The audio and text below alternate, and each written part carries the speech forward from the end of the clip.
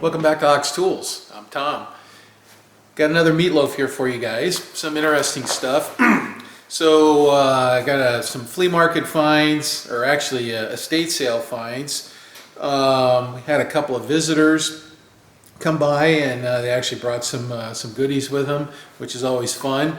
And Bar Z Summer Bash announcement. That's on June 24th. And there'll be some information in the description, some links to get tickets, stuff like that. Let's see, what else? I don't know. I'm sure I got a few things to add to that. So let's check it out. By the way, I just noticed that I have 611 videos up on YouTube. And so everybody wants new content, right? So that's my observation. And 611 videos. How many of you guys sitting there that are regular viewers have gone back and looked at all of those? I'm not saying you have to, but there's some pretty awesome content in there. There's some pretty crappy content in there too, excuse my French. So from the early days. And but anyway, there's some gems in there, and I see a lot of stuff on YouTube getting repeated, and people reposting old content. I don't do that. I put new stuff up, and new and unique stuff. But so I have a playlist that's 611 videos long. So anyway, check it out, or don't, because I don't really care. And so let's check out the goodies that we got right now. All right, this first one, we got a couple of a new tool and actually a very interesting fastener that I recently became acquainted with. And so I have a plan for this actually. This is kind of a weird, I don't know, draw latch, I guess I would call it. And anyway, it has kind of some unique features. So the idea is when you adjust the screw, it brings these two closer together. And I'm thinking about using this to make, I'm building a table saw sled, a second one. But what I want, or I got in my toolmaker brain, is to make make an adjustment so that you can check the squareness regularly and tweak it as required. So you could make a cut that was slightly out of square if you wanted that, or make a cut that was dead nuts on square. And this is kind of the part of the basis of that. Anyway, that's kind of where I'm going mentally. But I thought these were pretty cool. I'm not going to take one apart, but I'm going to show you how it works. So it's got a little hex right here, hence the hex wrench. And it's got actually a set of right angle gears in here, which is pretty cool.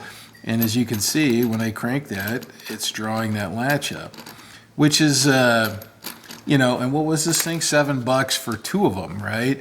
So it's actually fairly impressive for that kind of money, right? So I don't know if you guys have, you know, some of you guys have seen these before, obviously, but this is my first to see a draw bolt like this. So anyway, the idea is that I'll have an adjustable limb on the table saw sled, and then you can make minor adjustments to the squareness of it using a couple of these. So anyway, that's what those are. Those are pretty neat. This came from Woodcraft, and like I said, $7 for two of them. You know, if you had a situation where you needed a kind of a right angle adjustment to move something, I don't know, you could repurpose those pretty easily. All right, so that's one thing. And then the other is,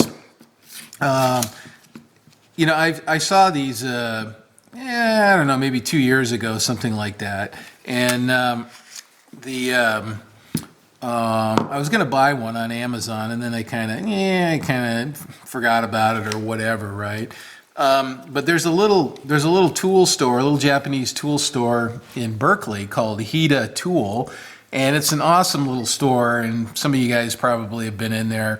It's just a tiny little store, but it's just loaded with all kinds of cool tools and imported gadget stuff from Japan and whatnot. And the folks that run it are super nice. And you know, during the pandemic, they were kind of closed up for a very long period of time, and then they opened. Just you know, you couldn't go in, but you know, you come up to the door and you know, hand them you know, something that you wanted sharpened, or you know, whatever it was.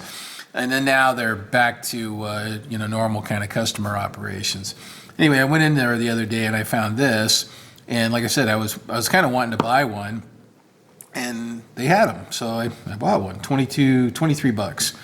And what this is actually an impact Phillips. So all you motorcycle guys back in the 70s and 80s, all the case screws on the dirt bikes were Phillips, and sometimes they were a bear to get out. So everybody had one of those impact you know, screwdriver deals to get those case bolts loose. And this is a pretty elegant design here. You know, it's got a striking surface, and then I guess it rotates 12 degrees according to this when you smack it with a hammer, right? And we'll probably go try it. How am I going to test that? I'll have to think about how to test that. But it's just a nice package. It's actually a really nice screwdriver, right? So if you're just going to throw a screwdriver in your bag, this would probably be a pretty good one, right? For a number 2 Phillips. But I don't have any stuck Phillips screws, so maybe I can create one, and we can try this thing out and see how much gronk it's got. So anyway, Vessel impact screwdriver, and let me think about it for a minute here, and I'll figure out a way to test this out, and we'll see how it goes. So. All right, so I had a visitor, I don't know, about a week ago, something like that, and he brought me, in fact, he held me hostage, actually. He said, hey, listen, I have an extensive Plomb collection, and I want to bequeath it to you. And so, of course, he got my attention, right? And he said oh, hey, here's some Phillips screws that we can try with that impact, maybe. Anyway, he said, my only requirement is I have to hand the collection to you personally, right? So he wanted to come up for a visit, which is fine. And so he says, yeah, I have one Plomb 3/8 drive ratchet. And so anyways, this is Steve Peterson, P with a D, not a T. He came up and found his way up here to the hills, and we shook hands, and we started yapping like, you know, like we'd known each other for 100 years. Anyway, he dropped this, he gave me this ratchet, which is kind of cool. And he also brought this micrometer, okay? So this ratchet, it works. It's in okay shape. It's seen a pretty hard life, and but it still operates. Like I said, maybe we'll try popping those screws out with that impact. And it's missing the little nubbin for the ratchet thing, but it still seems to operate. So the other interesting thing he brought me was this. It's a central tool micrometer, and it's a little bit of an oddball. And so some of you car heads out there, so what this micrometer is 1.5 to 2.5, which is like, what? Kind of a freak size, right? Now, you know, we were talking about it, Steve and I were talking about it, and my hypothesis or theory or whatever is that it's automotive related, because this seems like an oddball range, right? And it's in the regime of connecting rod journals or main bearing journals and things like that. It's in that. It seems a little small for modern engines, but maybe older engines, I don't know. so that you only have one micrometer that you're using, because you're, between 1.5 and 2.5, right? And Central Tool, is kind of known for some of their automotive tools that they've made over the years, or precision automotive tools. So anyway, we got a kind of an oddball micrometer here, 1.5 to 2.5, and it's in great shape, because guess what? Nobody uses a 1.5 to 2.5 very much, right? So it's in awesome shape. Steve, thank you so much for the cool gifts and the kind of oddball thing here. So, like I said, Steve and I had a great time. It was nice meeting you, Steve, and I finally had to kick him out after a couple of hours so I could get a little bit of work done. But he's a good sport. So, okay, I think I got a good way to test this here. I got a nice. It's a brass screw, and I get a second screw also, but it fits this number 2 driver real well. It looks like it's slightly magnetic there. So what I'm going to do is I'm going to try to twist the head of this off. So let's start by putting a flat on here that will help the vise. And I'll just go down to the minor diameter of the threads there. All right. And that flat will help. Oops. Get it, yeah, get it on. Butterfingers here. All right. So now I'm going to crank the vise down pretty good. And so I did notice that this only goes in one direction, which is probably fine, because those old school ones, the ones that we all had when we had our dirt bikes, they go in 2 directions. You can tighten or loosen, which when you have a stuck fastener, sometimes it's tightening it a little bit helps you get it loose. So, but anyway, this one only loosens here, so hence the little diagram. All right, and I got a rawhide mallet here, so we're going to engage the head, and I'm going to do like I used to do and preload in that direction. So I'm preloading to loosen. Let's see what happens here. Oh, yeah. And it shears the head right off of that. Okay, so let's do. Oh wow! And you see how good it fits? Okay, so now a brass screw is not particularly strong, so let's do it again. I've got a stainless steel one here now. This is a little tougher. Let's see here, see if I can get this one with a flat on it. Otherwise, I think it's just going to rotate in those copper jaws. All right, there we go. Let's get a flat on it.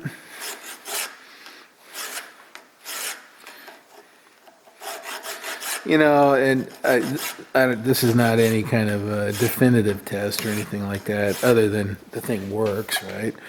Some might argue that I'm creating a stress riser there by filing that, but take away what you will from this demonstration. So, all right, let's try that. And this one actually fits real good too. All right, see what happens here. Preload. So what I'm hoping,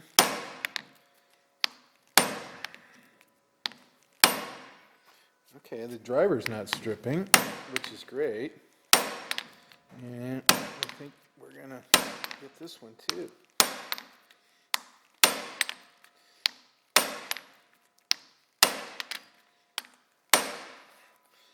And there it goes. All right, that's a more significant test. As you see, it took a lot more. And once again, it's very well engaged with that. So to me, this is one of the keys to something like this working. And look at that. The drive is not destroyed. That was my expectation. It was just going to blow out the drive. But it sheared that off quite nicely. So vessel, pretty good for 23 bucks. I'll take it. And I would say thumbs up on this. So you can probably get them on Amazon, or hey, if you're in the Berkeley area, go to Heat a Tool and they have them there. All right, so these next couple of items. So I went to an estate sale up here in Amador County, and so we followed a bunch of signs. Me and my wife, we like to go to garage sales and estate sales. They're kind of fun. And so we go to this one, and so in fact, we'd been to this house, I don't know, a year ago or something like that. And I was like, oh, man, I don't know. We've been to this one before, and I don't know if it's going to be any good, right? And she's like, well, come on, let's just take a look, right? So we start walking up the driveway, and this guy starts yelling at me, going, hey, you want some machinist tools? Are you looking for machines and tooling? And I'm like, who the heck is this, right? And anyway, so I go up and I go, I sure am, and I go, obviously somebody recognized me, right? And here is Andy Zulim, Zulim, right? Anyway, Andy this is his house or his sister's house or something like that, and he's got a little shop in the garage. So he says, come on, let's go look in the shop, right? And I said, well, what's going on here? I'm selling a bunch of extra stuff that I have, right? And so we started yapping and, doing like we do, right? And talking about machines and tools and things like that. And my wife's outside going like this, tapping her foot, right? And but anyway, Andy and I hit it off, and he showed me around his shop, and I got a picture of him that I'll throw up here too in a sec. And anyway, I bought some stuff from him, and he gave me a great deal, and it was just nice, right? It was just a nice visit. So let's check out some of the goodies that I got from Andy. And I got a funny story too. So let's start with this. We got a magnetic V-block.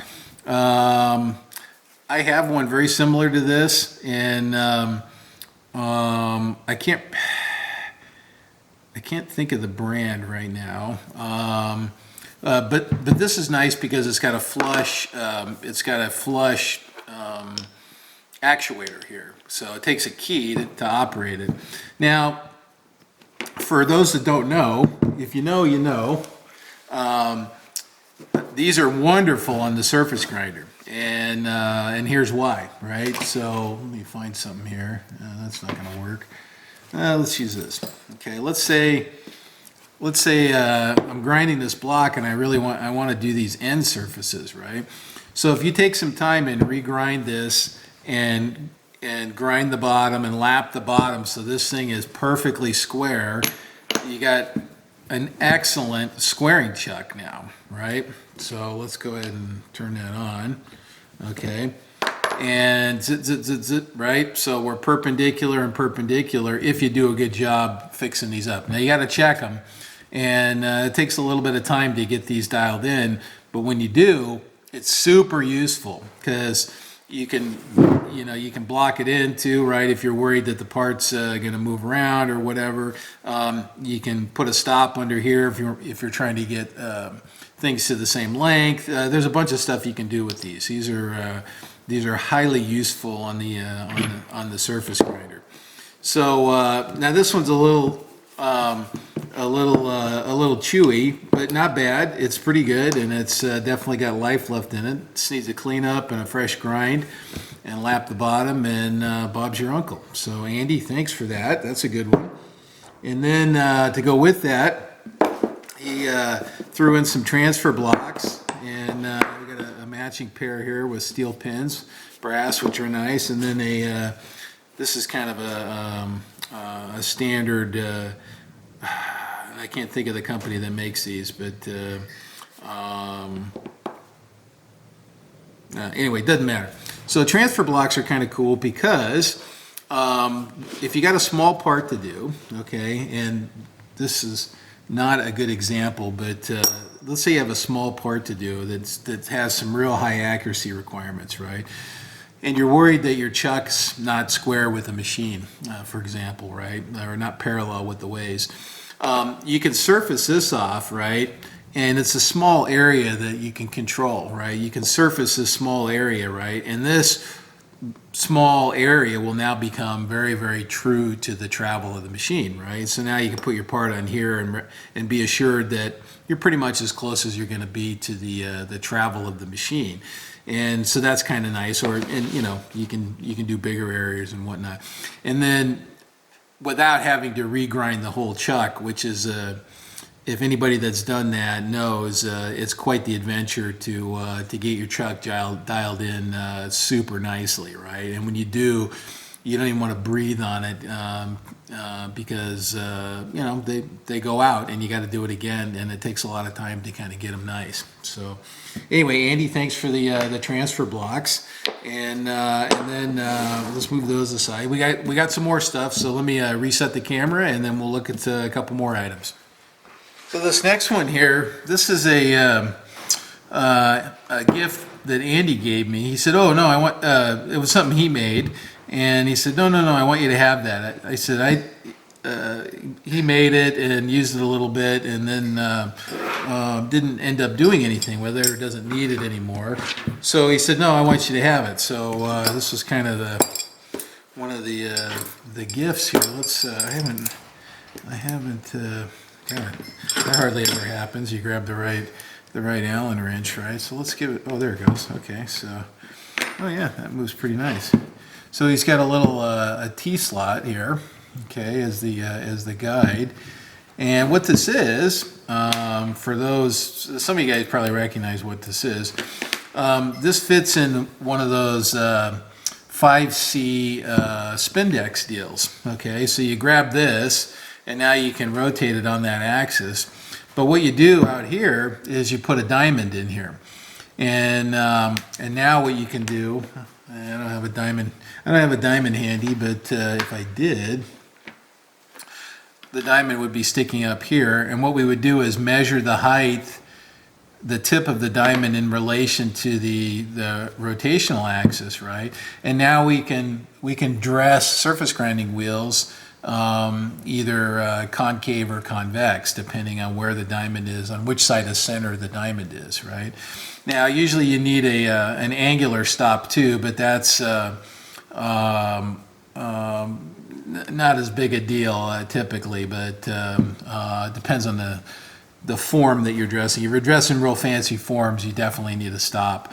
But if you're just doing radius, concave and convex, you can get away without having a stop. So, but anyway, it's nicely made, and you know, I haven't tested it with a file, but it kind of feels hard to me.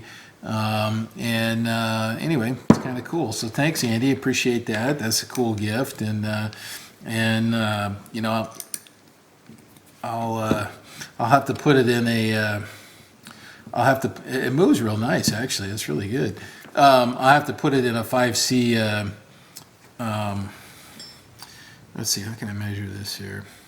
So what I need is the center line to some known surface here, probably this one here.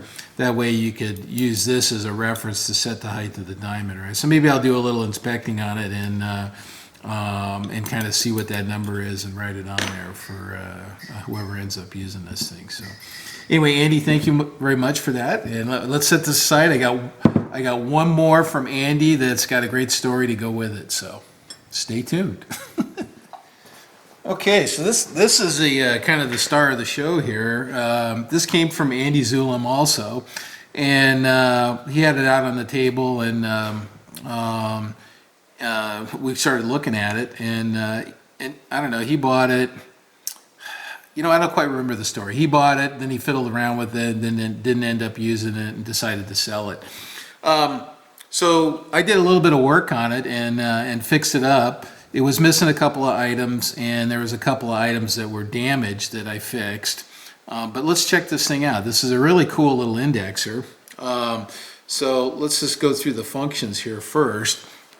So it rotates, obviously, right? And it rotates, so I'm going to call that plus 20. There, 0, and then it actually goes all the way around. Okay, so if you have a way to measure the angle, you can pretty much do anything you want here, okay? But it's got a nice scale, and it seems to be reasonably accurate, okay? And so it's got a, and this is one of the things, I made a new shot pin for it.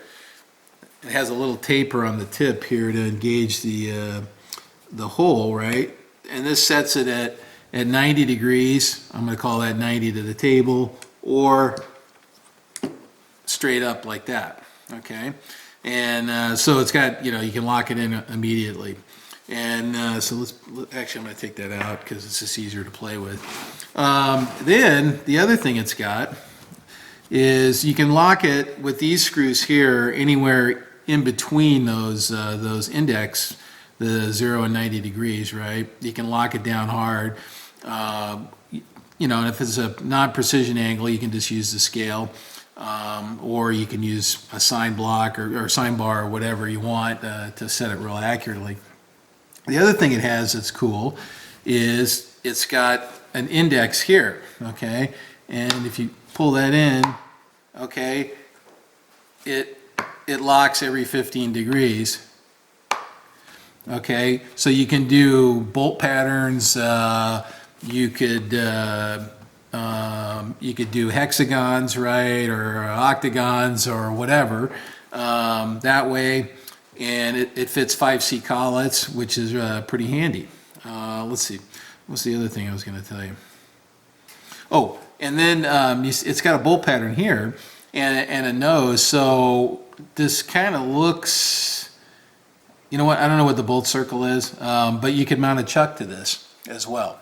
So you can mount a little 3, 4 jaw, 6 jaw chuck, whatever you want on there, as long as it had a recess here.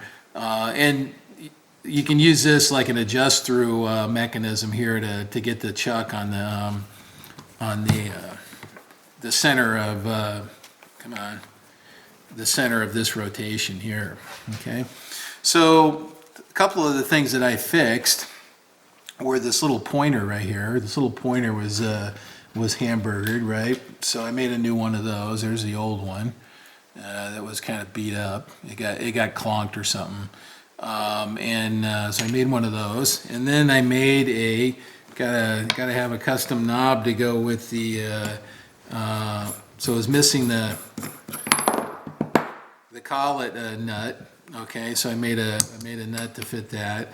You know, and I didn't film any of this. I just felt like fiddling around with this on my own, so too bad. And let's see, what else did I make for it? Oh, this was I think Andy made a new one of these, but it was tapped 3/8/16 instead of M8. So I made that M10. So I made it M10 instead of 3/8. So that the wrench is the same on both sides. And then, I don't know, that's about all I did. And, oh, the other thing I did was I machined the base so that you can plop this in the Kurt vise on the mill. So now you can put it in the vise this way, or you can put it in it this way, and you're assured that the axis is square with the machine if your vise is trammed, which is super handy instead of bolting it to the table via these hold down slots. You can just throw it in the vise on some parallels, and Bob's your uncle, and you're off to the races. Just pick up the center and you're good. So I did that too. I just kind of went around. That actually took a little bit of work because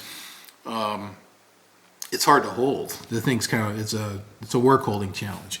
So here's the funny story. So we're playing with this thing at Andy's shop, right? And he goes, oh yeah, it locks this way and it does this, and I'm fiddling around with it, right? And I'm going, how does that work, right? You know, and I wasn't quite understanding how it unlocked, right? And so Andy pipes up and he says, geez, you know, you look a lot smarter on video than you are in person. And I just started laughing, because that's funny as hell. And so I got a kick out of that. So you're a lot smarter on video than you are in person. So that's my new motto. Thanks, Andy, for branding me with that and giving me a good deal on this Yuasa 5C index, tilt index fixture. So thanks again, my friend. Okay, that's about all I got for this meatloaf. So don't forget about the Bar Z Summer Bash. This is June 24th down in Rancho Cucamonga, California. This is Southern California. So if you're in Southern California, would love to see you guys there. There'll be some other YouTubers there. I'm going. There's a swap meet, tool trade, sell, buy, that kind of thing. There is, and you got to sign up for it, okay? And you get some raffle tickets with your sign up, and you get, there's a catered lunch, okay? So starting on Thursday, I think, there's a catered breakfast, lunch, and dinner. Just walk up to the truck and get what you want.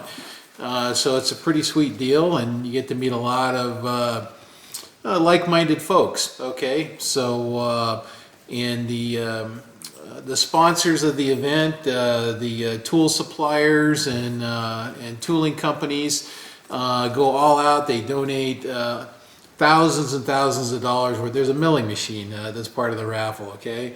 And thousands of dollars worth of tools and tooling and things like that. And there's demos and contests, all kinds of stuff. It's a lot of fun. I go every year, and Stan is an awesome host. So you got to sign up. Look in the description. That's that little thing there. Sometimes you have to expand it. There's some links in there if you want to sign up. There's instructions. And check it out. Like I said, I'm taking the better part of a full-size truckload of stuff down for the swap meet, and you meet all kinds of interesting folks, so highly recommend it. Anyway, hope to see you guys there later this month, and have a good one if I don't see you.